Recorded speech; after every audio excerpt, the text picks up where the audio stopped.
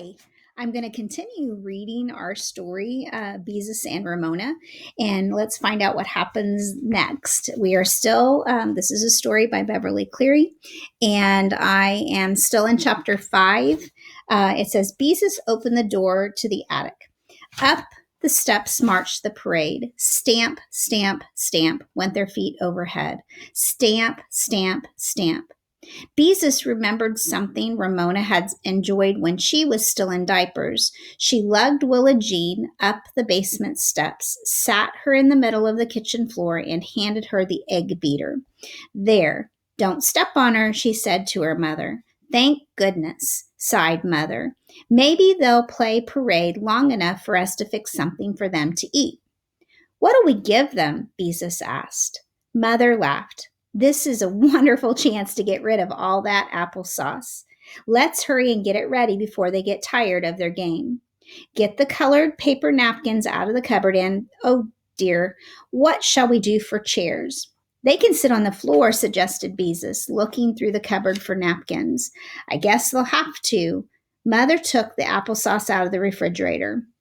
If we put a couple of sheets down for them to sit on, maybe they won't get applesauce on the rug. The parade tramped down the attic stairs and through the kitchen. But Mother, said Beezus, when the drum and horns had disappeared into the basement again, the only napkins I can find are for St. Valentine's Day and Halloween. They won't do. They'll have to do, said Mother. Beezus spread 2 sheets in the middle of the living room floor. Then she went into the kitchen to help Mother, who was tearing open 3 boxes of Fig Newtons. It's a good thing I bought these at that sale last week, she remarked. Are we going to give them lemonade or anything to drink? Beezus asked. Not on my living room rug. Mother rapidly spooned applesauce into dishes. Applesauce and Fig Newtons are bad enough. Maybe if we fed them right away, some of them will think the party is over and go home. Beezus piled Fig Newtons on 2 plates. I hope so. This many small children in the house on a rainy day is too much. The parade stamped across the attic floor again, and Mother had to raise her voice to make herself heard. It sounds as if they were coming through the ceiling. Let's catch them the next time they come through the kitchen and hand out the applesauce, Beezus shouted back. Then maybe we can get them to march into the living room. It was not long before Howie led the parade into the kitchen again. He stopped so suddenly that the children bumped into one another. When do we eat? He demanded. Now, Beezus thrust a dish of applesauce and a spoon into his hands. I want some, cried the others. Mother handed a second child some applesauce. March forward, she ordered. Beezus led Howie into the living room, and the rest of the parade followed with their applesauce. You sit there, she said to Howie, pointing to a place on the sheet. She was relieved to see the others seat themselves around the edge of the sheet. Quickly, she handed around paper napkins. I want one with witches on it, demanded a boy who had a Valentine napkin. I want one with hearts on it, wailed a girl who had a Halloween napkin. Beezus hastily counted the napkins. Yes, there were enough of each kind to go around.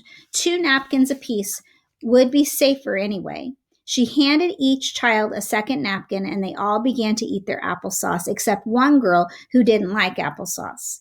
Ramona was beaming, because refreshments were the most important part of any party, and now at last her guests were behaving the way she wanted them to.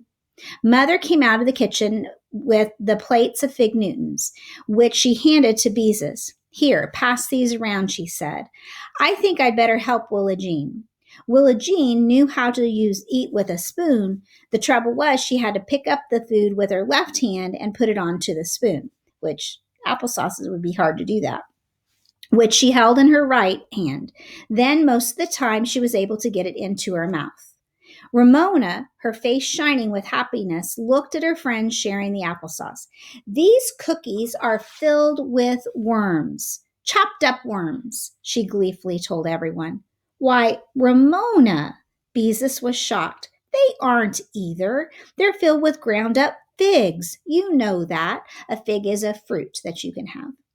Ramona did not answer. Her mouth was full of Fig Newtons. Beezus passed the plate to a boy named Joey. I don't like worms, he said. I don't like worms, said the next little girl, who had applesauce all over her chin. Beezus noticed that Ramona was beginning to scowl. That means she's upset. When Howie refused a cookie, it was too much for Ramona. You eat that, she shouted. I won't, yelled Howie. You can't make me. Ramona jumped up, spilling her applesauce on the sheet, and she thrust a nibbled fig Newton at Howie. You eat that, she repeated as she stepped into the applesauce. So here's a picture of her doing that. It's my party, and I want you to eat it. Howie knocked the cookie out of her hand. Ramona grabbed a handful of fig Newtons and thrust them at Susan. Eat these, she shouted. Susan began to cry. They're full of worms, she sobbed. I don't like worms. They're pretend worms, yelled Ramona. No, they're not, cried Susan. They're real. You eat these, Ramona yelled, thrusting her handful of cookies at the children, who backed away. Ramona stamped her feet and screamed. Then she threw the fig Newtons at her guests as hard as she could. My mother won't let me eat worms, shouted a little boy. Ramona threw herself on the floor and kicked, so she's thrown a fit. Ramona, stop that. Mother appeared from the kitchen with Willa Jean balanced on one hip. She grabbed Ramona by one arm and tried to drag her to her feet, but Ramona's legs were like rubber. All right, Howie, march, forward, march, Beezus ordered, hoping to draw attention from Ramona. No one moved. It was much more fun to see what was going to happen to Ramona. This is my party. They're supposed to eat the refreshments, Ramona howled, banging her heels on the floor. Ramona, you're acting like a 2-year-old. You may go to your room and close the door until you can behave yourself, said Mother quietly. Ramona kicked harder to show that she was not going to mind unless she felt like it. Ramona, said Mother even more quietly, don't make me count to 10. Gasping with sobs, Ramona got up from the floor and ran into the bedroom, where she slammed the door as hard as she could. All right, parade, said Mother wearily. Forward, march. Up and down, whistling, banging, tooting, marched the parade. Mother sat Willa Jean down and was just beginning to gather up the dishes and sheets when a car stopped in front of the house and Mrs. Kemp got out. At last, sighed Mother, hurrying to the door. I've come for Howie and Willa Jean, said Mrs. Kemp, as several other cars stopped in front of the Quimbys. The parade marched into the living room. I don't want to go home, protested Howie when he saw his mother. The party must have been a success, Mrs. Kemp observed. It certainly was. Mother tried to push the uncurled side of her hair behind her ear and to smooth out her rumpled old dress. I like to play parade, said Howie, but I didn't like what they had to eat. Why, Howie, scolded Mrs. Kemp, we must remember our manners. Ramona, her face streaked with tears, came out of her room and stood staring unhappily at her departing guests. That means they're leaving. When the last child had struggled into his boots, she looked tearfully at her mother. I'm behaving myself now, she said meekly. Mother dropped wearily into a chair. Ramona, if you wanted a party, why didn't you ask me to have one? Because when I ask you, don't let me do things, explained Ramona, sniffing. Beezus couldn't help feeling there was some truth in Ramona's remark. She had often felt that way herself, especially when she was younger. Mother, did I do things like Ramona when I was 4? She asked. You did some of the things Ramona does now, said Mother thoughtfully, but you were really very different. You were quieter, for one thing. This pleased Beezus. One of the reasons she sometimes disliked Ramona was that she was never quiet when she could manage to be noisy.